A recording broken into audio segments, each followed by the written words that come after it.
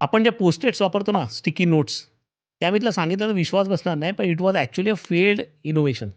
आता तू म्हणशील की post-it was a failed innovation. त्याची स्टोरी ऐक. त्या आर्थर फ्राय नावाचा एक कॉयर सिंगर होता, म्हणजे जे चर्चमध्ये गातात ना, तो पुस्तक उघडायचा. त्या पुस्तकामध्ये बऱ्याच ठिकाणी असं पेपर घालून ठेवायचा, म्हणजे नोटेशन करण्यासाठी. आणि बऱ्याच वेळा पुस्तक उघडल्यानंतर ते पेपर्स खाली पडायचे आणि he was in a trouble, कारण ते कसं मॅनेज करायचं. तो एकदा गेला सेमिनारला. त्या सेमिनारमध्ये 3Mचे इनोव्हेटर्स होते. त्यांचं नाव होतं स्पेन्सन सिल्वर आणि ते प्रेझेंट करत होते, की ते एरोस्पेस इंडस्ट्रीसाठी कसा एक गम बनवत होते, पेस्ट बनवत होते आणि त्यांचं ते फेल झालं, कारण ते एडेसिव्ह ज्याला म्हणतात, ते अत्यंत स्ट्राँग पाहिजे.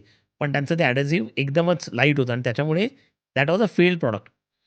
फ्रायने ते बघितल्यानंतर ते म्हणाले, "यार, हे तर मला पाहिजे होतं." तो त्यांच्याकडे गेला आणि म्हणाला, की "माझ्या पेपरना हा तुमचा जो एडेसिव्ह आहे, जो शॉर्ट टर्म एडेसिव्ह आहे, तो जर का लावला, तर माझ्या पेपर्सना मी चिकटवू शकतो आणि ते टेम्पररी चिकटवण्यासाठी त्याचं काम होऊ शकेल."